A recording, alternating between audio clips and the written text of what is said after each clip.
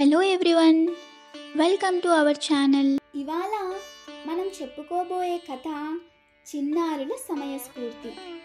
కొండల మధ్య ఉన్న ఒక చిన్న గ్రామంలో రాణి, రవి మరియు కృష్ణ అనే ముగ్గురు స్నేహితులు ఉండేవారు. అది వేసవికాలం కావడంతో బడులన్నీ మధ్యాహ్నం వరకే ఉండేవి.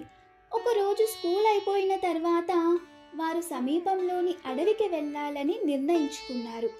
ఈ అడవి ఎత్తైన చెట్లు, అందమైన నీటి జలపాతాలతో ఎంతో సుందరంగా ఉంటుంది. అలా వెళ్తుండగా వారికి సీతాకోకచిలుకలు కనిపించాయి.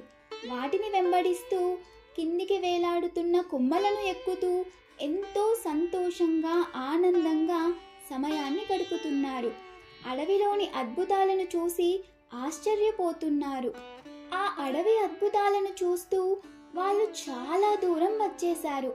తెలిసిన మార్గం నుండి ఎంత దూరం తప్పిపోయారో కూడా వారికి తెలియట్లేదు. చీకటి పడడంతో వారికి లోపల భయం మొదలయ్యింది. ఆ భయాందోళన వల్ల వాళ్ళు ఏమీ ఆలోచించలేకపోతున్నారు. కానీ ఎలాంటి పరిస్థితుల్లోనైనా ప్రశాంతంగా ఉండే రాణికి ఒక ఆలోచన వచ్చింది. కాంతి గురించి తాత చెప్పిన కథలు మీకు గుర్తున్నాయా అంటూ అడిగింది రాణి. త్వరగా ఆలోచించే రవికి వెంటనే అర్థమయ్యింది. అప్పుడు రవి, మనం ఒక పెద్ద మంటను ఏర్పాటు చేద్దాం. పొగలు పైకి లేచి ఎవరైనా మన వైపుకు వస్తారు అని అంటాడు.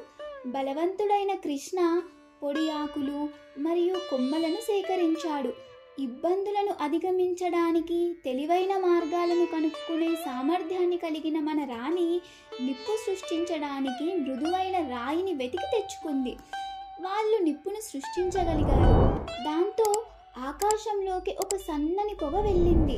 వాళ్ళు అలసిపోయినప్పటికీ ఆ మంట చుట్టూ గుమిగూడారు. పెరుగుతున్న చీకటిలో ఆ మంట వెచ్చదనం కాస్త ఓదార్పునిస్తుంది. అలా కొన్ని గంటలు గడిచాయి.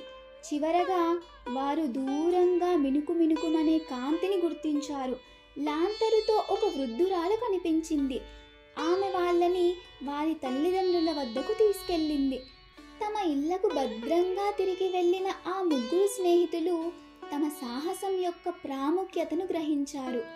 ఇలా ఏదైనా క్లిష్ట పరిస్థితులు ఎదురైనప్పుడు భయాందోళనలకు గురి కాకుండా అందరూ ఒక జట్టుగా కృషి చేస్తే ఎంతటి ప్రమాదం నుంచైనా బయటపడొచ్చు. Thank you for watching.